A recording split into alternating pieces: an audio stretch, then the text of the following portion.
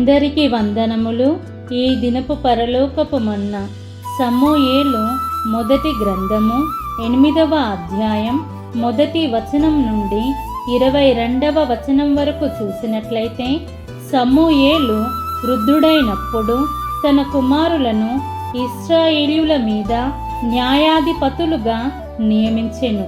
అతని జ్యేష్ఠ కుమారుని పేరు యోవేలు, రెండవ వాని పేరు అబీయా. వీరు బెయేర్షెబాలో న్యాయాధిపతులుగా ఉండిరి. అతని కుమారులు అతని ప్రవర్తనను అనుసరింపక ధనాపేక్షులై లంచములు పుచ్చుకొని న్యాయమును త్రిప్పివేయగా, ఇశ్రాయేలీయుల పెద్దలందరూ కూడి రామాలో సమూయేలు నొద్దకు వచ్చి, చిత్తగించుము, నీవు వృద్ధుడవు, నీ కుమారులు నీ ప్రవర్తన వంటి ప్రవర్తన గలవారు కారు గనుక సకల జనుల మర్యాద చొప్పున మాకు ఒక రాజును నియమింపుము, అతడు మాకు న్యాయము తీర్చునని అతనితో అనిరి. మాకు న్యాయము తీర్చుటకై రాజును నియమింపుమని వారు అనిన మాట సమూయేలు దృష్టికి ప్రతికూలముగా ఉండెను గనుక సమూయేలు యెహోవాను ప్రార్థన చేసెను. అందుకు యెహోవా సమూయేలునకు సెలవిచ్చినదేమనగా, జనులు నీతో చెప్పిన మాటలన్నిటి ప్రకారము జరిగింపుము.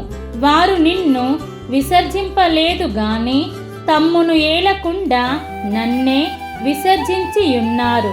వారు నన్ను విసర్జించి ఇతర దేవతలను పూజించి, నేను ఐగుప్తులో నుండి వారిని రప్పించిన నాటి నుండి నేటి వరకు తాము చేయుచూ వచ్చిన కార్యములన్నిటి ప్రకారముగా వారు నీ ఎడలను జరిగించుచున్నారు. వారు చెప్పిన మాటలను అంగీకరించుము. అయితే వారిని ఏలబోవు రాజు ఎట్టివాడగునో నీవే సాక్షివై వారికి దృఢముగా తెలియజేయుము. సమూయేలు తనను రాజును అడిగిన జనులకు యెహోవా మాటలన్నీ వినిపించి ఈలాగున చెప్పెను, మిమ్మును ఏలబోవు రాజు ఎట్టివాడగుననగా, అతడు మీ కుమారులను పట్టుకొని తన రథములను తోలుటకును తన గుర్రములను కాపాడుటకును వారిని ఉంచుకొనును.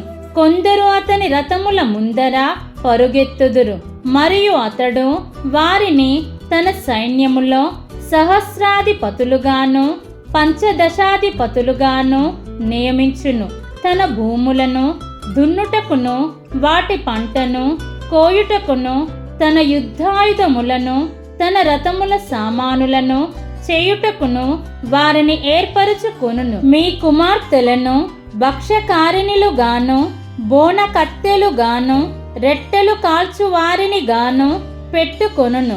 మీ పొలములలోను మీ ద్రాక్ష తోటలలోను ఒలీవ తోటలలోను శ్రేష్టమైన వాటిని తీసుకొని తన సేవకులకిచ్చును. మీ ధాన్యములోను ద్రాక్ష పండ్లలోను 10వ భాగము తీసి తన పరివార జనమునకును సేవకులకును ఇచ్చును. మీ దాసులను మీ పనికత్తెలను మీ పశువులలోను గార్ధబములలోను శ్రేష్టమైన వాటిని పట్టుకొని తన పని కొరకు ఉంచుకొనును. మీ మందలో 10వ భాగము పట్టుకొనును. మీ మట్టుకు మీరు అతనికి దాసులవుదురు. ఆ దినమున మీరు కోరుకొనిన రాజును బట్టి మీరు మొరపెట్టినను యెహోవా మీ మొర వినకపోవును అనెను. అయినను జనులు సమూయేలు యొక్క మాట చెవిని పెట్టనొల్లక, అలాగున కాదు, జనములు చేయు రీతిని మేమును చేయునట్లు మాకు రాజు కావలెను. మా రాజు మాకు న్యాయము తీర్చును. మా ముందర పోవుచు అతడే మా యుద్ధములను జరిగించుననిరి. సమూయేలు జనుల యొక్క మాటలన్నిటినీ విని యెహోవా సన్నిధిని వాటిని వివరించెను గనుక, యెహోవా నీవు వారి మాటలు విని వారికి ఒక రాజును నియమించుమని సమూయేలునకు సెలవియ్యగా, సమూయేలు మీరందరూ మీ మీ గ్రామములకు పొండని ఇశ్రాయేలీయులకు సెలవిచ్చెను. దీన్ని మనం అర్థం చేసుకున్నట్లయితే ఈ అధ్యాయములో సమూయేలు వృద్ధుడాయను గనుక తన కుమారులకు కొన్ని బాధ్యతలు అప్పగించాలని చూశాడు. కానీ అతని కుమారులు చెడిపోయారు మరియు ఇశ్రాయేలీయులు యుద్ధములు చేయగల సమర్థవంతుడైన రాజు కావాలని అడిగారు. సమూయేలు ఒక ప్రవక్త, న్యాయాధిపతి, కానీ ఏలీ వలనే ఒక తండ్రిగా అపజయం పొందాడు. ప్రస్తుతం చాలా వరకు ఇలాగే భక్తిగల కుటుంబాలలో పిల్లలు ఈ రీతిగా తయారవుతున్న దానికి ఇది ఒక నిదర్శనం. మరియు సమూయేలు ప్రార్థన పరుడు. తన స్వంత అభిప్రాయము ప్రక్కన పెట్టి దేవుడు ఏమి చెప్తాడో అని తన ప్రార్థనలో కనిపెట్టుకొని దేవుని చిత్తానుసారముగా ముందుకు వెళ్తాడు. కాబట్టి ఆనాడు ఇశ్రాయేలీయులు వారికి ఒక రాజు కావాలని అడిగినారు. కానీ మనమైతే మనకు దేవుడు అనుగ్రహించిన రాజు ఒక్కడే, ఆయనే ప్రభువైన యేసు క్రీస్తు అని విశ్వాసముతో జీవిద్దాం. మన ప్రభువైన యేసు క్రీస్తు కృప మనందరికీ తోడై యుండునుగాక.